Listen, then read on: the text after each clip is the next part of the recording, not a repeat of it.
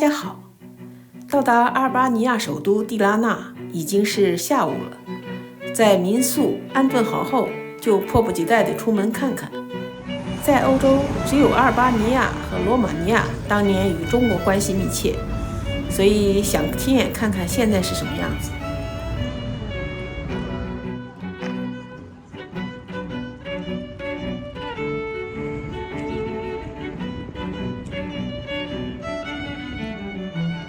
阿尔巴尼亚有着悠久的历史。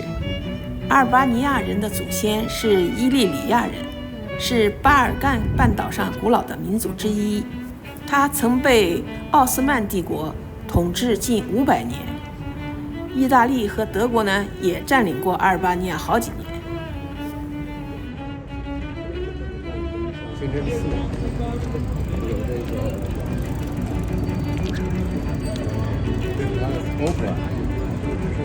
我们现在到了阿尔巴尼亚首都蒂拉纳的中心广场，也就相当于北京的天安门广场。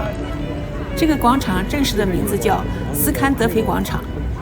斯堪德培呢是15世纪抵抗奥地曼帝国入侵的领袖，对阿尔巴尼亚独立和民族认同具有重要的意义。广场周围的主要建筑有国家历史博物馆、蒂拉纳歌剧院和芭蕾舞剧院、阿尔巴尼亚国会大厦和几个政府的部门。这个广场在20世纪初期开始建成，并在20世纪的不同历史时期进行了多次改造。在社会主义时期，广场被设计为蒂拉纳的主要公共空间，用于举办大型集会和庆典活动。近年来，广场经历了现代化改造，增加了新的景观设计、步行区和绿化空间，使其成为一个更加适合公众活动和休闲的场所。这座显眼的雕塑就是民族英雄斯坎德培的骑马雕像。雕像旁边的摩天轮也给市民和游客提供了玩乐的好项目。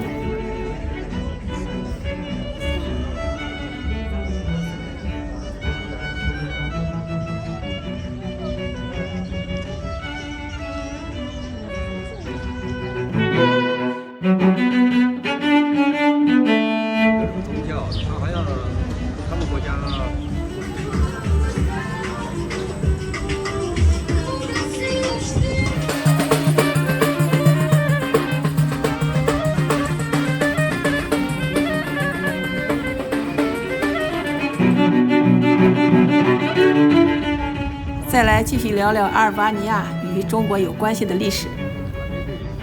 1944年11月，在霍查等阿尔巴尼亚共产党的领导下，赶走了纳粹，解放了全国。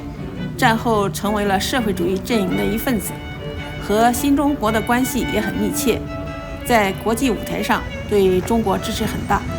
中国呢，在自己很贫穷的情况下，对阿尔巴尼亚也进行了很多的物资援助。但后来呢，阿尔巴尼亚与苏联彻底决裂了，原因是新上台的苏共领导人赫鲁晓夫反对斯大林，而霍查是坚决反对这种行为，并断绝了所有与苏联的往来，这样就失去了苏联的援助，增加了对中国援助的需求。但中国也调整了政策，加上1972年美国总统尼克松访华后，阿尔巴尼亚与中国的关系开始恶化。霍查不点名批评毛泽东为新修正主义者，并猛烈批判他的3个世界理论。1976年毛泽东去世以后，霍查公开批判中国新领导人走修正主义和资本主义路线。阿尔巴尼亚地处山区，因为历史原因，它的经济总是不行，是欧洲中最不发达和收入较低的发展中国家之一。但是呢，在这一年有了显著的改进。20世纪90年代初开始由计划经济向市场经济过渡，经济保持着稳定的增长。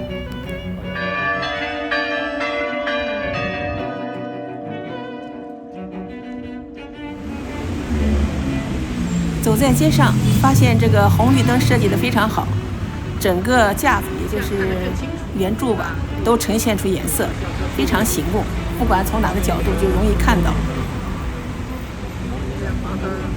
这个很创新啊！然后这样红灯嘛，这么明显，这个很值得纪念。桥上用彩色蘑菇形状的石头来隔开人行道和车辆，美观又实用，真是聪明的设计。那上面现在有人在上面吗？有人啊，三个脑袋在那里看到。悬着餐厅。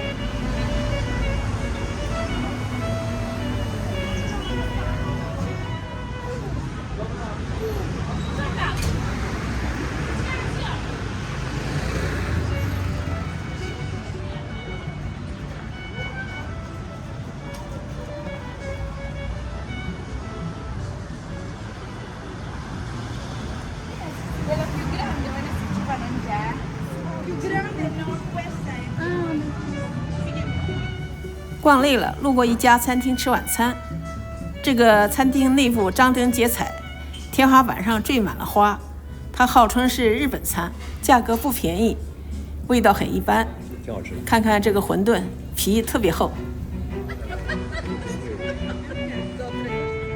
吃完饭继续逛，看看蒂拉纳的夜生活。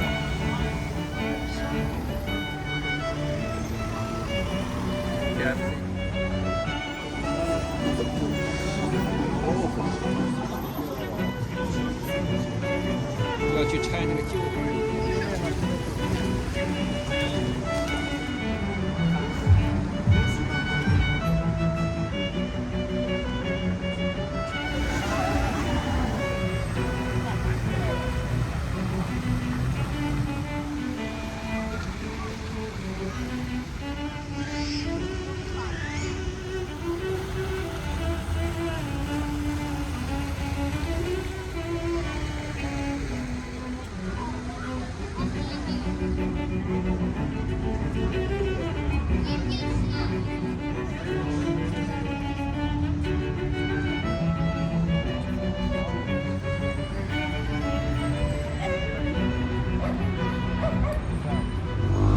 这个建筑呢，黄色、红色，这样的一个模式。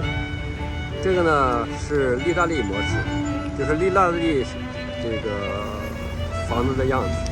为什么有意大利的房子样呢？因为在二战的时候呢，意大利占领了阿尔巴尼亚，那么这是占领军当年这个搞成的这种房子，所以这现在是留下来，现在应该是政府部门。